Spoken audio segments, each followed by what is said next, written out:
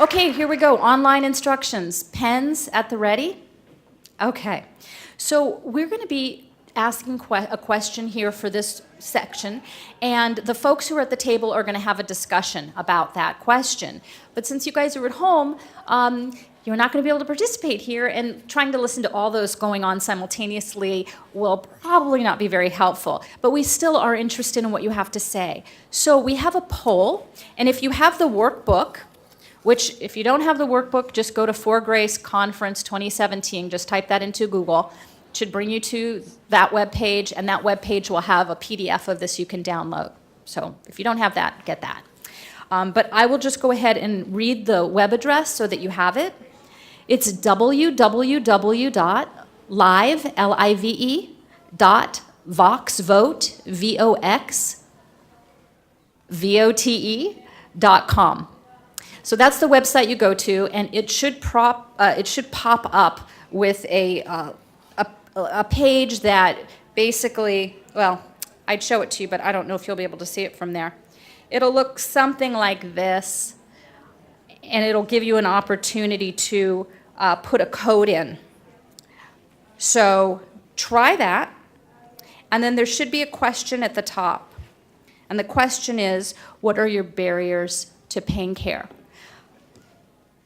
So try that and see if that works. If it doesn't, feel free to email us. My email address is mmeyer@pacbell.net. Feel free to send us the information. And we may not be able to bring it into the room today, but what we will do is use it when we distill down for our conference, our summit actually in 2018. So again, that's www.livevoxvote, live, L-I-V-E, vox, V-O-X-V-O-T-E.com. And the PIN number is 63831. Okay. All right. Well, welcome back in the room, everybody. How was lunch? Pretty good. Great. So this is our opportunity to hear from you. And like I mentioned to the folks that are remote, we want to bring your voices into the process so that we can share it with the luminaries, thought leaders, the folks in those different sectors who are change agents in their respective fields. So one way to think about this is that, you know, if you think about the pain management system or pain care system, it's not doing so well in a lot of respects. If you were a doctor, you might say that it's a little unwell. It might be feeling a bit sick right now. And so we need you as doctors to give it a diagnosis. So that's what our first question is today. What are your barriers to pain care? I'm going to take a question. Hi. So the website is. So do you have your right there in your hand? If you turn to page 2 in your workbook, you'll see that website under For All Attendees, Polling Instructions, web address. Now, the folks in the room, don't go there. We're going to be doing that work here. This is just for our remote people, okay? But just so you have it in case you're texting it to a friend, it's on page 2 of the workbook. Okay. So the first round, we are going to have folks for about 20 minutes talk about their barriers to pain care. So if you're at a table with less than 2 people, if you're amenable, we'd really appreciate it if you join another table, and that would just help out. So we'd like you to first take a moment, think about the question to yourself. If you go to page 8, I believe it is. Yeah, if you go to page 8, you'll see that there's a worksheet for the small group discussion. Now it says we're doing 2 rounds of this, but we need to make up for some time, so we're going to do 1 round of this. We'll do 2 rounds of the next section. So take a moment and think about what are your significant barriers to pain care. Then, if you haven't already introduced yourselves to the people at your table, please do introduce yourselves, and then just get into the topic. On your table, you'll see that you have cups in the middle, and those cups have pens in them. Some of us are verbal, some of us not as much. Feel free to, if you want to jot things down on the table, as long as you're making sure you write on the paper, feel free to make drawings, whatever you feel so inspired. There's also stickies. If you want to put some sticky notes on the table, that's great. We are going to ask some people at the table for the next round, after the first round, to move. So that's one way of people being able to see some of the things that happened at your table, okay? So the first thing you're going to do is jot some things down about what the barriers to pain care are that you experience. And we're happy to collect these at the end if you'd like to share that information with us. Then we want you to start talking with the folks at your table. I'm going to give you an announcement at about 15 minutes after you start. And then for those 5 minutes, I want you to take a moment, and the times are a little different here, but I want you to take a moment and sort of start to talk about what themes have emerged. What are the outliers? Because we're going to send a mic to each table, and each table is going to have 1 to 2 minutes to report out. And that way, the folks who are at different tables get to hear what you talked about at your table. How does that sound? Okay. Do we have any questions? Yes. Could I have a mic? You can literally write on the table. There's markers. Those are the safest things to use. If you're using a pen, just be mindful of how hard you press, because we don't want anything on the tablecloths when we leave. So any other oh, yes. Oh, mic over there. So the email, if for some reason the polling system isn't working, feel free to email me your response. Again, this is mostly for people not in the room, or if you think about something later, you want to add it to the pot.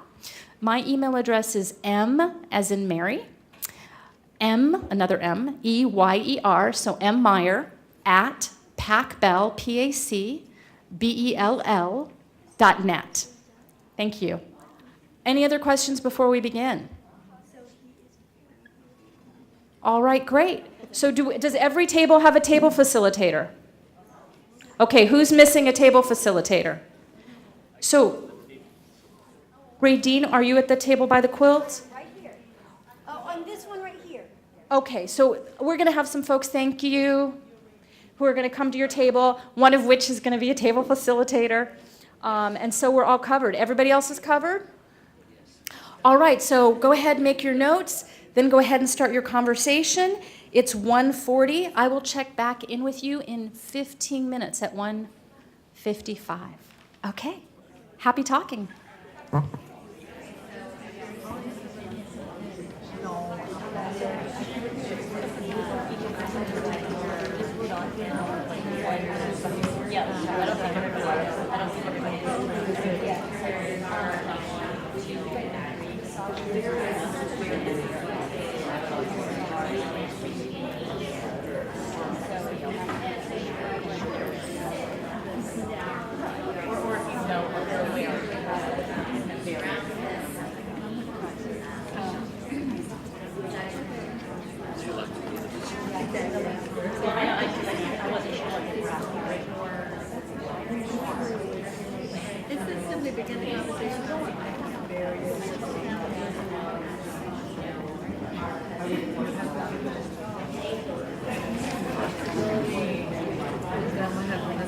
It helps write it down. Just was going to ask questions. You want to be the facilitator?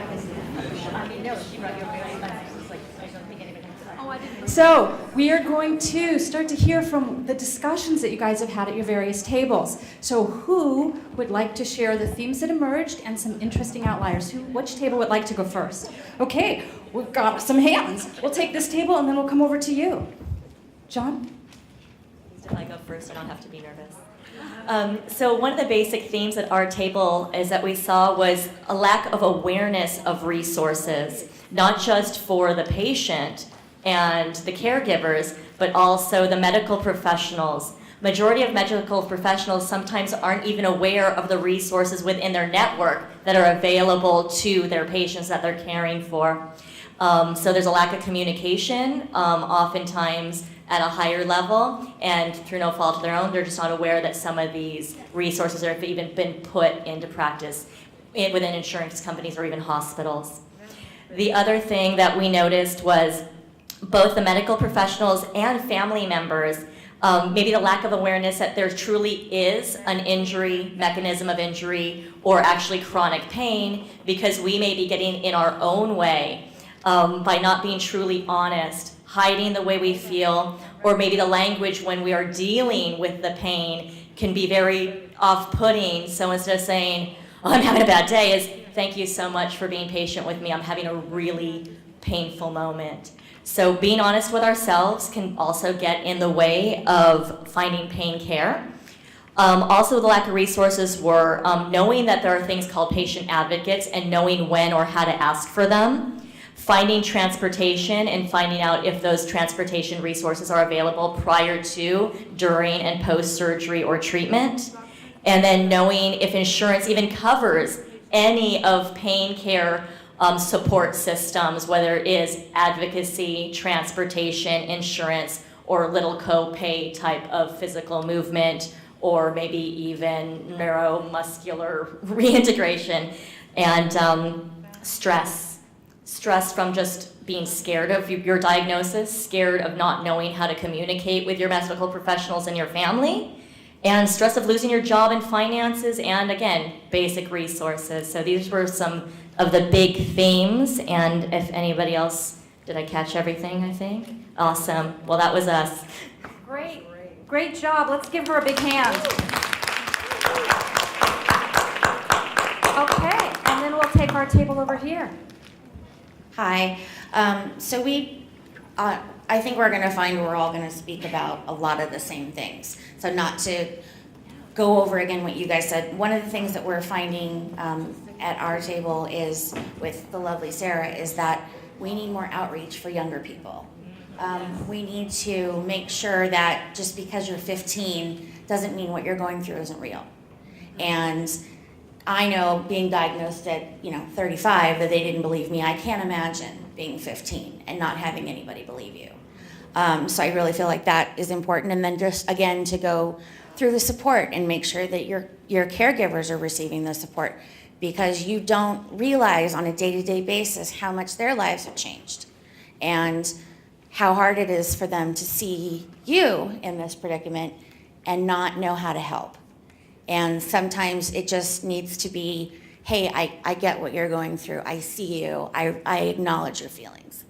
So, and also, talking about ways that we can be more inclusive of others who may not have the traditional ideas, but genuinely have had success and want to help and want to make things better. Because I think we can all agree that that's what we're here for, is to make this as go as smoothly and as well as we can, because unfortunately this is the rest of our lives.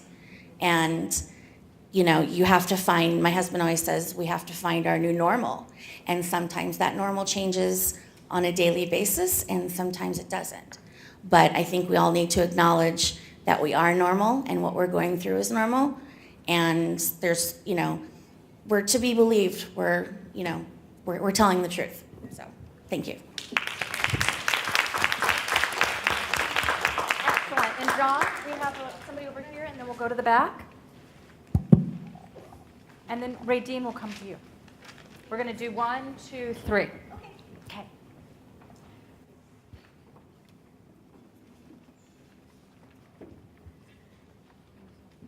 Oh, me? Yep, it's on you.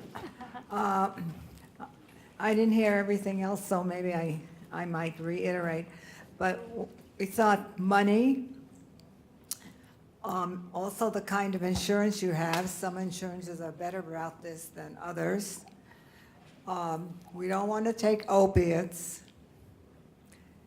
Sometimes the doctors don't believe you're in pain. They pass it off as something else. They give you a runaround, or they say, I'll send you to a specialist. Sometimes there are language barriers. There are medical terms you don't understand. You're too old, so why bother? Sometimes your own family doesn't support you. And sometimes it's hard to tell exactly what you feel or where it is. It's vague, so they just think it's not important. Thank you so much.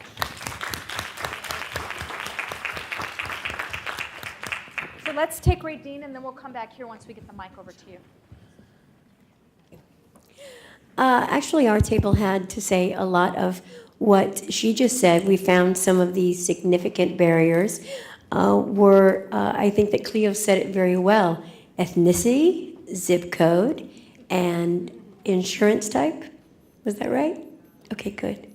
To break that down a little bit more, a lot of times we found today with Bob Twillman that doctors just aren't educated. But when you're the one in pain, you're hearing that you don't need medicine, you're just going to go do something horrible with it because you live here in this neighborhood. So I know you people. Is that correct? Correct. Also, we had an assumption of age. This probably happens with you, baby girl. With her, in the year that it was, that's just growing pains.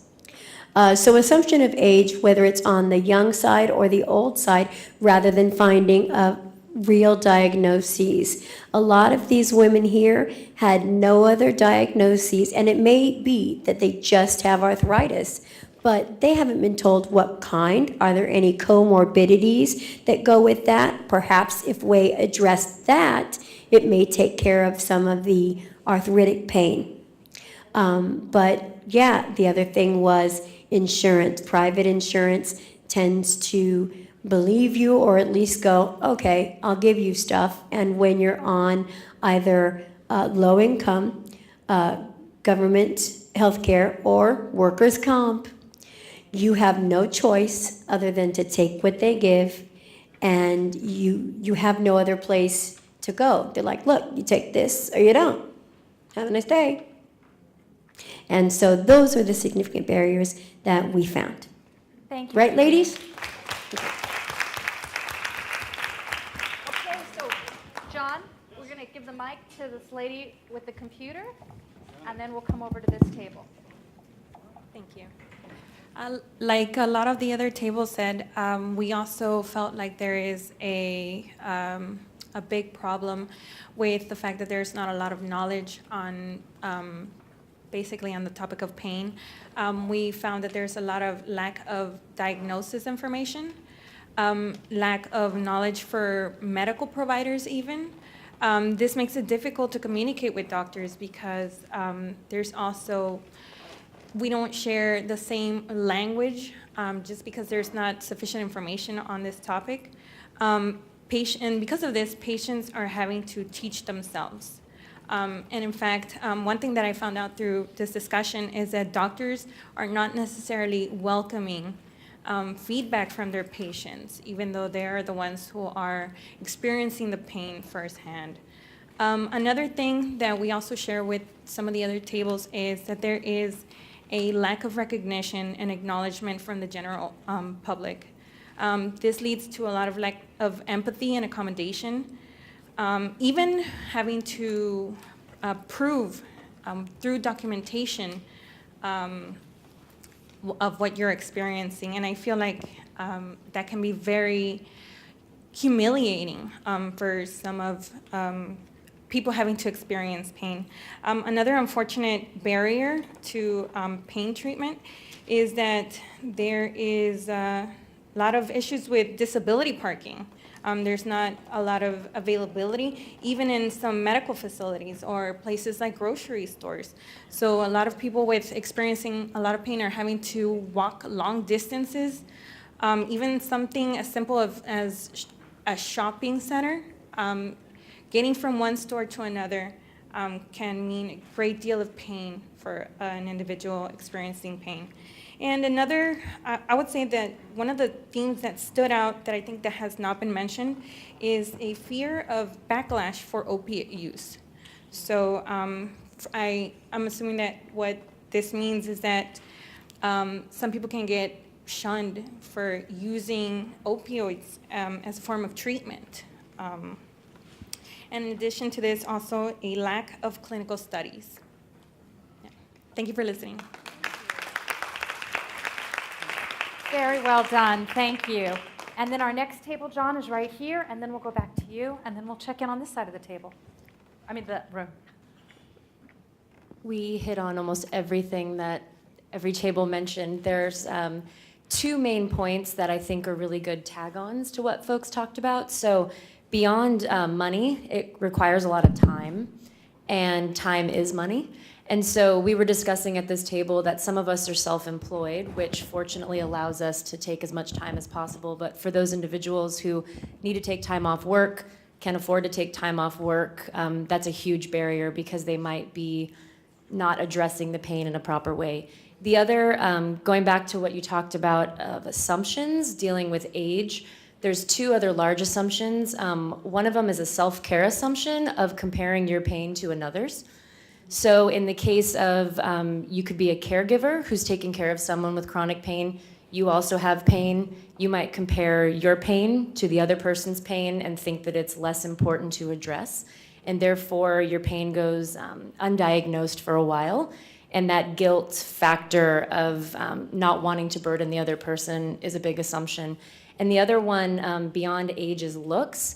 If you look healthy and if you seem healthy and strong, a lot of people are not going to believe that you actually have a pain, and that goes into the invisibility piece and the disbelief. Thank you. That was excellent.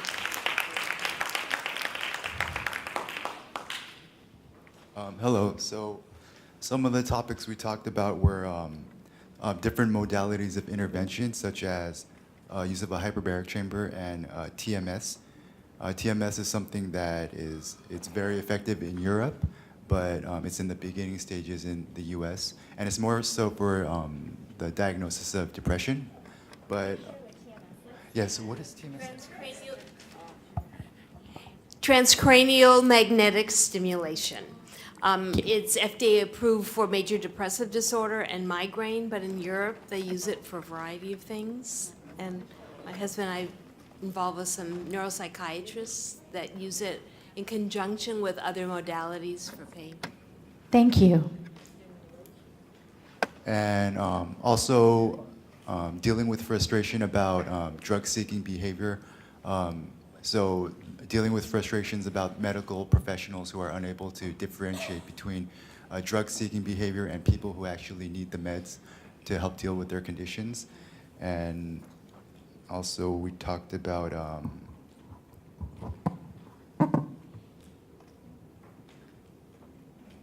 there was one more thing I wanted to, right, there was also dealing with a lack of empathy from others, and that's about it. Thank you. Looks like we have one other thought at this table. I came to the table late. One other thing that I came across as a big barrier is there is a large streak in a lot of the medical community and the doctors that I encountered that was deadened, bitter, burnt out, where they cannot hear you anymore. It's like, are you still a doctor? So, in expansion of the lack of empathy. So there might need to be some self-care in the medical community as well. Okay, and we're going over to this side. We'll come back to you guys. So to emphasize the barriers that we already have spoken about, one thing that our table talked about was social attitudes and the reactions. So the way that we defined the attitudes was through interactions with other people before you express pain, and then the reactions after. And so sometimes it's hard for people to understand what the pain is. Sometimes they don't recognize that it's pain. We also talked about self-awareness and needing to understand your own body and the pain that you're experiencing before you can get the help that you need. And that's a major barrier because you need help as soon as possible. And sometimes it takes too long to figure out, like, where is the pain and why am I experiencing it? Relating pain and communicating. Sometimes the people who can understand your pain the best are those who have experienced pain, and that can be a barrier with the medical community if they haven't been through that kind of pain. Another topic was pain overall versus chronic pain, and distinguishing between those two. And a novel idea that we had was lack of and access to transportation. Great, thank you so much. Okay, we'll take that table over there, the young lady in the gray. Okay, so we had several, but I'll just pick out the ones that we thought were our overall theme each of us felt. Definitely difficulty getting approval for medication in time now with new insurance laws that they have to follow even if you've been on the medication long term. Lack of communication between your specialists that are seeing you, if you're seeing multiple specialists, and them not communicating between each other, as well as communicating with you properly. And to piggyback on that, the lack of understanding of your disease with a lot of, we'll call them primary doctors. So if they don't understand what you're going through, it's very difficult to communicate with them what you're feeling and experiencing. Which also goes into experiencing a non-belief from your doctor that you are experiencing these because the tests that they run all come back normal. Yep. And so if it's normal, it must not be there, must be in your head. And not enough well-trained staff anymore answering the phones, having to go to a lot of call services first, leaving messages and waiting several days to get a response. Excellent, thank you so much. And so, let's give them a round of applause too. Thank you. Esmeralda. Oh, sorry. Just give Esmeralda a second here. Fine.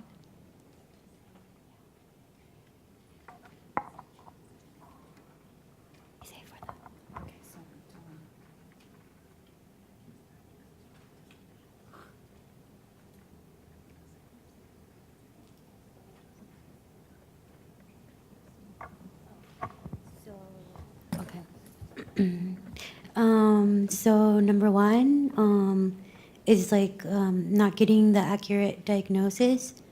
And number two, what was it? Flexibility with healthcare professionals. And the third one, a doctor could be dismissive. And number four was they don't encourage or interact with patients.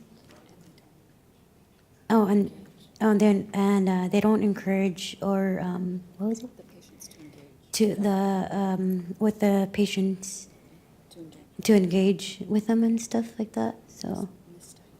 Oh, and the fifth one was misdiagnosis. So it's like, so when you're misdiagnosed, it's like a waste of time, so. And you don't get the proper treatment. Oh, and the sixth one was uneducated doctors. Some doctors are, they don't always give the, like, right knowledge and stuff. And they don't continue their education, and there's not enough like research available. And doctors always offer drugs first,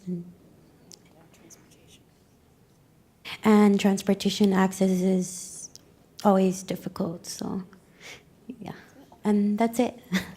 I give my best. That's great. Before we move on to the next table, I just had a couple questions about some of your answers because I wanted to make sure I understood them fully. Oh, wait, before we go there, Steve, can we go back to that table? Great. So one of the things that you guys mentioned was a lack of, I think it was flexibility, a lack of flexibility with healthcare professionals. Can you say a little bit more about what you mean?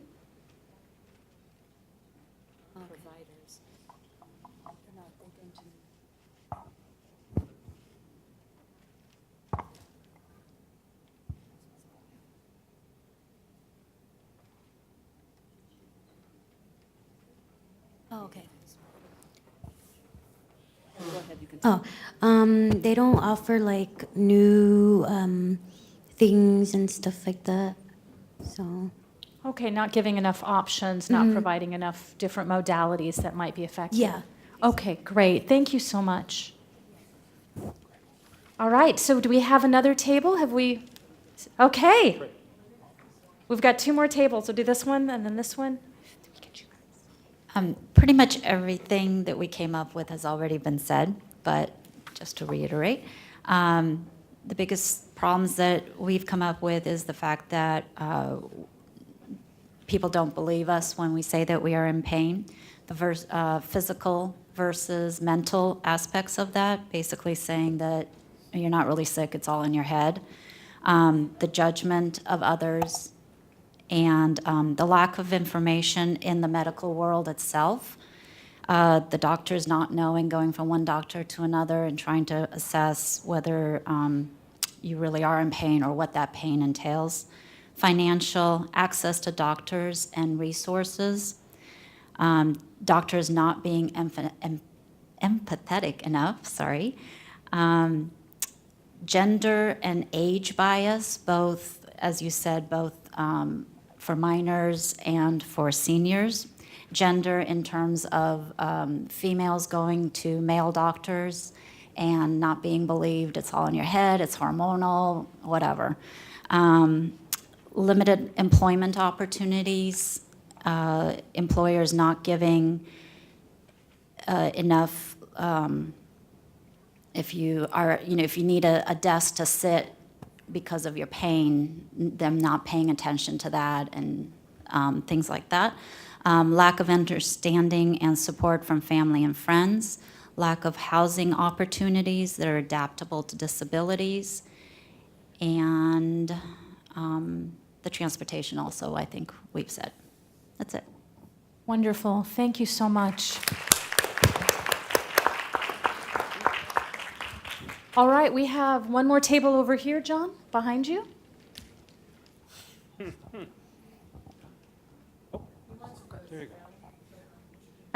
Phil, thank you. I think the biggest barrier is doctors' incompetence and delay in diagnosis. I went through neurologists, rheumatologists, 4 hand surgeons. It took 8 months to get diagnosed. And then when I got diagnosed, the only option I was given blocks, ketamine, spinal cord stimulator, and pain management was just not aware of the recent research about things like low-dose naltrexone, neridronate infusions, completely clueless. So I think the doctors need to stay on top of that recent research and give us more options. I just don't believe that spinal cord stimulator and ketamine are my only options.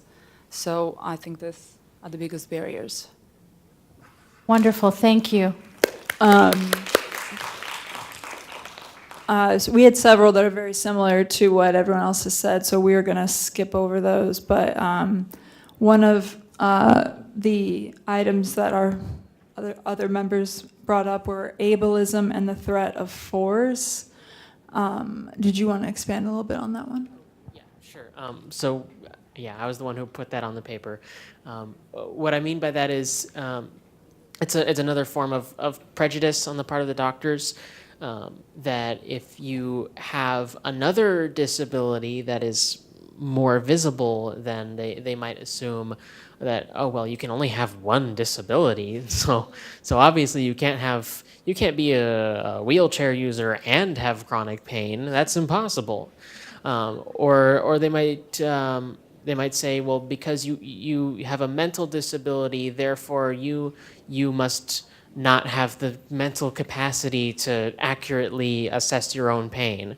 And then that ties into threat of force because then also among mental disabilities, there's some that are seen as scary. That's kind of societal perception, and doctors are not immune from that. So so I might go into the doctor's office for pain reasons, and then they'll say, "Whoa, you're hearing voices. You better go to the psychiatric facility to take care of that." And of course, aside from all the abuses that happen there, the pain is completely ignored.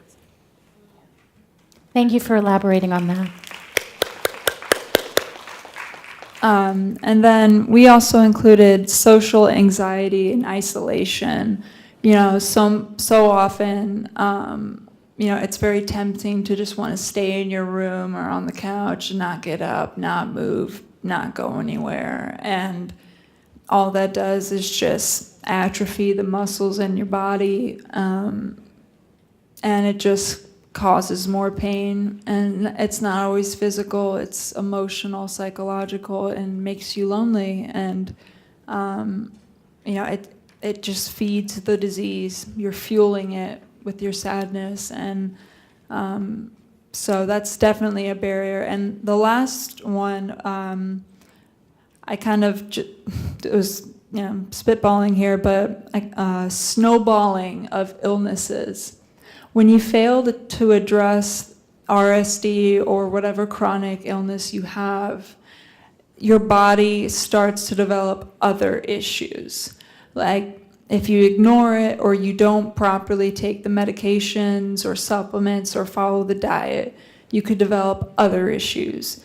Everything from, you know, arthritis, heart problems, diabetes, you know, it all starts to fall apart. It's like dominoes. If you don't take care of yourself, it just slowly, it starts to fall apart. And that's why it's so important to advocate for yourself, to defy the incompetence that Tatiana said, to ignore the doctors who think that you're crazy, and, you know, be an advocate for yourself, and to find that support and defy the insurance companies and, you know, screw them all. But just take care of yourself if you can. Woohoo! Okay, we have one. Go right ahead. Can we have a mic, please?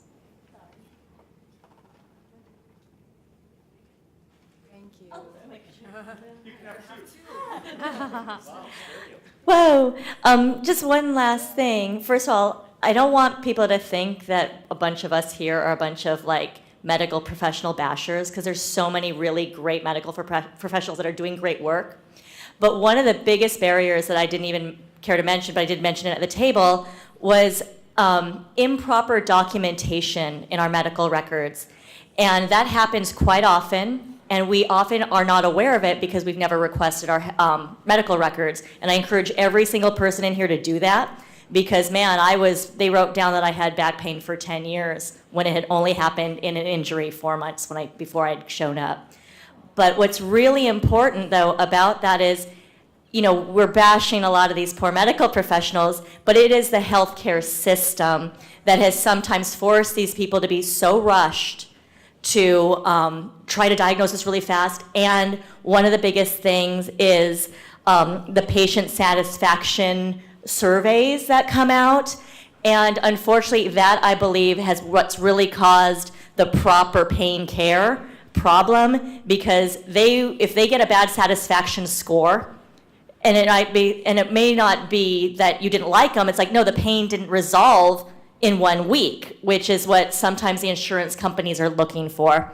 And it may be getting better or at least staying the same, but because a lot of medical professionals are in fear that they're going to get a low patient satisfaction score, that they have almost been kind of forced into going, wow, I need to keep my job, I want to help my patients, I better just hand them the drug. So the medical insurance, you know, problem, I think is a big issue that impacts, again, bad documentation because they're crunched for pain. So look at your medical records. I don't care if they're $15. Request them, demand them, and read them.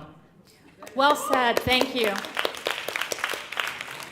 And I just want to state that this is a container that we're using for a particular purpose, right? We're talking about this so we can start to address these issues, not just because, we want to have a bitch session. That's not what we're doing, so I just want to recognize that. We need to move on to the next section. I can take that table over there, and very briefly we can come over here, but let's just keep it lean. Can we have a mic over here, please?